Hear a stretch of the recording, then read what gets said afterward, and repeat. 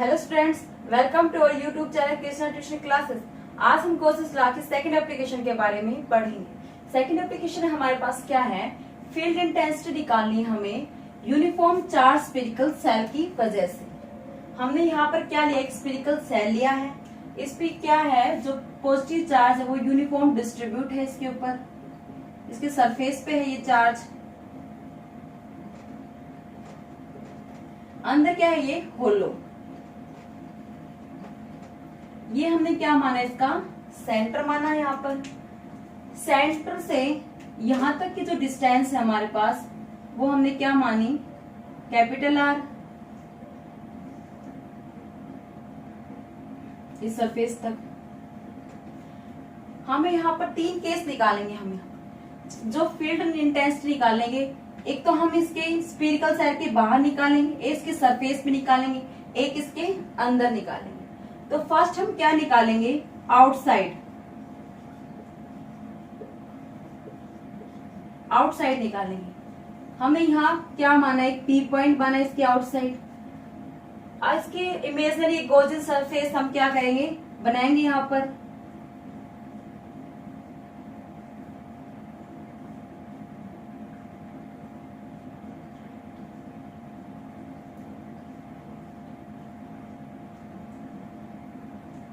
ये क्या क्या हमने एक इमेजिनरी गॉसियन सरफेस बनाया है यहाँ पर। इस सरफेस को हमने क्या नाम दे दिया, S1। यहाँ पर हमने क्या लिया, एक स्मॉल एलिमेंट लिया जिसको हमने क्या नाम दिया, DS। जो इलेक्ट्रिक फील्ड की जो डायरेक्शन होगी वो क्या होगी, रेडियली आउटवर्ड। इसकी डायरेक्शन रेडियली आउटवर्ड।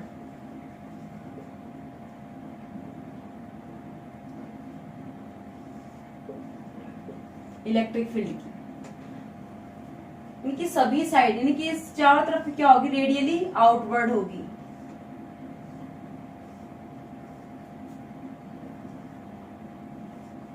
बाहर की साइड यदि नेगेटिव होता तो क्या होती, रेडियली इनवर्ड होती।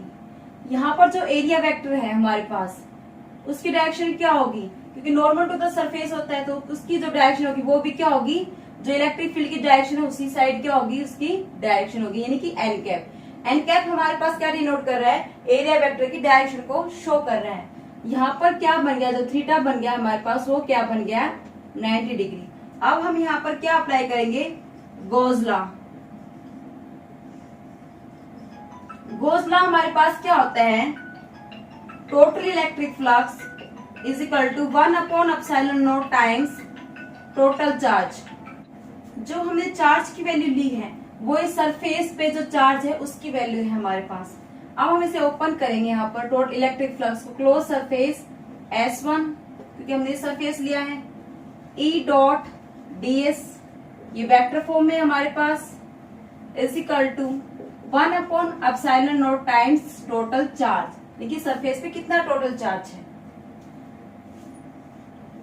Integration of S1 E DS cos theta की वैल्यू हमारे पास क्या है, यहाँ पर 0 डिग्री है। यहाँ पर सॉरी मैंने गलती से लिख दिया था, यहाँ पर थीटा की वैल्यू क्या हमारे पास 0, cos 0 degree is equal to 1/ε0 times charge. जो हमारे पास इलेक्ट्रिक फील्ड है वो हर एक पॉइंट पे क्या है हमारे पास, सेम है, क्योंकि जो उसकी डिस्टेंस है यहाँ से लेकर यहाँ तक हमें क्या माने, स्मॉल और डिस्टेंस वो क्या है, सेम है। लेकिन यहाँ से लेकर यहाँ तक भी जो R है वो भी से क्या है, सेम। इस पॉइंट से इस पॉइंट तक यहाँ पर माने तो भी इसकी क्या है, डिस्टेंस R क्या है, सेम है। तो इसलिए जो इलेक्ट्रिक फील्ड है वो एवरी पॉइंट पे क्या है, सरफेस पे सेम है, इसका मैग्नीट्यूड। तो इसलिए E हमारे पास क्या आ जाएगा, बाहर आ जाएगा। Integration of S1 DS cos 0 की वैल्यू हमारे पास क्या होती है, 1 होती है, इज इक्वल टू Q/ε0। तो DS यानी कि सर जो स्पीयर है उसका सरफेस एरिया कितना होता है हमारे पास, is equal to 4πr²। R की वैल्यू हमारे पास क्या है, स्मॉल r, तो क्या आ जाएगा 4πr² is equal to Q/ε0। Electric field intensity की वैल्यू क्या आ गई हमारे पास, Q/4πr²। R square epsilon naught. ये हमारे पास क्या वैल्यू आ गई, पी पॉइंट के ऊपर जो इलेक्ट्रिक फील्ड इंटेंसिटी इस स्फेरिकल सेल की वजह से उसकी वैल्यू हमारे पास क्या निकल के आई, Q upon 4 pi r square epsilon naught. Second case का क्या लेंगे हम, एट सरफेस, सरफेस के ऊपर लेंगे। ये P पॉइंट हम इस सरफेस के ऊपर लेंगे। इसका डायग्राम हमारे पास कैसे बनेगा, इस टाइप का बनेगा।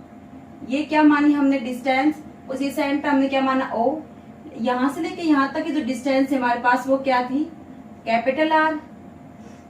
यहाँ पर हमने क्या माना, सरफेस के ऊपर इस पे जो पॉजिटिव चार्ज है उस स्फीयर पे लाई कर रहा है, यूनिफॉर्म डिस्ट्रीब्यूट है। यहाँ पर हमने क्या माना, P पॉइंट। यहाँ हमने P पॉइंट बाहर था, अब हमारा क्या होगा, यहाँ पर, यहां से लेके यहाँ तक जो P की डिस्टेंस थी वो क्या थी, R। तो ये भी क्या हो गया हमारे पास, R हो गई। यहाँ पर भी हमने क्या माना, स्मॉल एलिमेंट ds। तो हमारे पास जो फर्स्ट केस में जो आउटसाइड जो रिजल्ट आया था ये वैल्यू, उसकी जगह हम क्या करेंगे, जो ये है ये इसकी जो R है ये दोनों क्या हो जाएंगे, इक्वल हो जाएंगे। Small r is equal to capital R। तो इलेक्ट्रिक फील्ड इंटेंसिटी वैल्यू हमारे पास क्या आ जाएगी, Q upon epsilon naught 4 pi R square. यानी कि यहाँ पर क्या आ गया हमारे पास, कैपिटल R स्केयर। यहाँ पर क्या था हमारे पास, स्मॉल r स्केयर, क्योंकि जो P है वो क्या कर रहा है, यहाँ पर लाई कर रहा है। जो दोनों R है वो क्या हो जाएंगे उस टाइम, इक्वल हो जाएंगे। थर्ड केस हम क्या लेंगे यहाँ पर, इनसाइड, इनसाइड द स्फीयर। लेकिन P पॉइंट इस स्फीयर के अंदर लाई करेगा। इसका डायग्राम हमारे पास कैसे बनेगा, यहाँ पर ये हमने स्फीरिकल सेल लिया, इसके सरफेस पे क्या है, यूनिफॉर्म चार्ज क्या है, डिस्ट्रीब्यूट है। ये हमने क्या माना, इसका सेंटर माना O। यहां से लेके यहां तक की डिस्टेंस क्या है, कैपिटल R। यहाँ पर हमने इसके अंदर क्या माना, P पॉइंट, क्योंकि हमें इनसाइड इलेक्ट्रिक फील्ड मानना है। तो यहाँ पर हमने क्या किया, गॉसियन सरफेस बना दिया। यहाँ पर उसकी डिस्टेंस हमने क्या ले ली, स्मॉल r। ये अंदर से क्या है, होलो, क्योंकि हमने स्टार्टिंग में बताया था क्या लिया है हमने, जो चार्ज है हमारे पास, जो Q जो चार्ज है हमारे पास वो क्या कहां पर लाई कर रहा है, सरफेस पे लाई कर रहा है। Q लाई सरफेस पे लाई कर रहा है। इनसाइड जो चार्ज है हमारे पास, Q इनसाइड, वो क्या है हमारे पास, 0 है। तो हमारे पास क्या हो गया, जो इलेक्ट्रिक फ्लक्स है, total electric flux E ds, E dot ds is equal to Q upon epsilon naught. ये हमारे पास क्या है, गॉसेस थ्योरम है या फिर गॉसेस लॉ भी बोल सकते हो। Q हमारे पास क्या हो गया, हमारे पास 0 हो गया है यहाँ पर। तो 0 समथिंग कुछ हो तो क्या होता है, 0 ही होता है हमारे पास। E हमारे पास क्या आ गया, कॉन्स्टेंट ही हमारे पास। ds क्या है, सरफेस एरिया है हमारे पास। क्या होगा, 4 पाई r स्क्वायर हो गया उसकी वैल्यू हमारे पास। तो क्या हो गया हमारे पास, जो इलेक्ट्रिक फील्ड इंटेंसिटी की जो वैल्यू आएगी हमारे पास वो क्या हो गई, ये अपॉन 0 अपॉन क्या हो जाएगा, 0 ही हो जाएगा। जो इलेक्ट्रिक फील्ड इंटेंसिटी की वैल्यू क्या आएगी हमारे पास, यहाँ पर 0 आएगी इस केस में, थर्ड केस में। क्यों आएगी, क्योंकि जो चार्ज है वो क्या कर रहा है, स्फेरिकल सेल के सरफेस पे लाई कर रहा है। इनसाइड क्या है, वो होलो, इनकी इनसाइड कोई भी चार्ज प्रेजेंट नहीं है। इसलिए जो इलेक्ट्रिक फील्ड इंटेंसिटी की वैल्यू है हमारे पास वो क्या हो जाएगी, 0।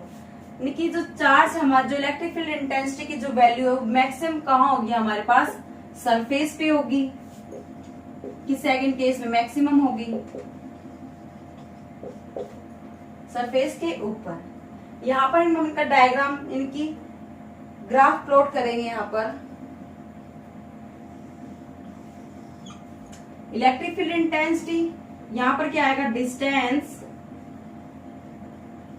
From the centre.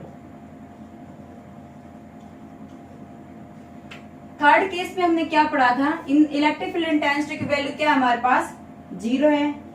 तो ये क्या होगी, यहाँ तक हमारे पास 0 हो गई।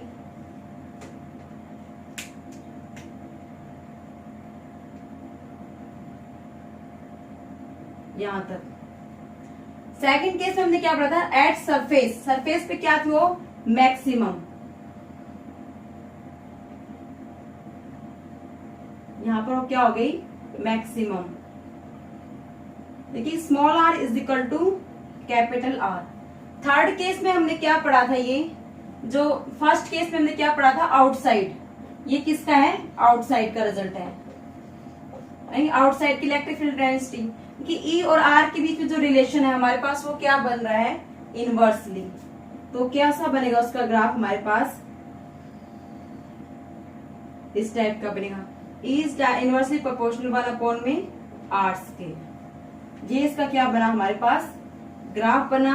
इन तीनों का हमने निकाला है, आउटसाइड निकाला, एट सरफेस पे निकाला इलेक्ट्रिक फील्ड इंटेंसिटी, और एक इनसाइड निकाला। इनसाइड में क्या हो गया, 0 हो गया, क्योंकि जो चार्ज हमारे पास वो क्या हमने सरफेस पे लाई कर रहे हैं, अंदर तो क्या है वो लोग, वहां पर कोई भी चार्ज प्रेजेंट नहीं है, इसलिए इलेक्ट्रिक फील्ड इंटेंसिटी की वैल्यू क्या होगी हमारे पास, 0 होगी। एट सरफेस पे क्या होगा, मैक्सिमम होगी, क्योंकि जो ये स्मॉल और कैपिटल आर है, आर की जो वैल्यू है क्या होगी, सेम होगी। और जो पी पॉइंट है हमारे पास, जो आउटसाइड दिया है, उसका रिजल्ट हमारे पास क्या आया है, ये आया है, और ये एट सरफेस पे आया है। इलेक्ट्रिक फील्ड थर्ड केस में जो इनसाइड उस पे क्या हो गया हमारे पास, रिजल्ट इलेक्ट्रिक फील्ड इंटेंसिटी का 0 हो गया। ये हमने उसका क्या किया है, ग्राफ ड्रॉ किया है इन तीनों का। आज की वीडियो में हम इतना ही पढ़ेंगे। Thank you so much.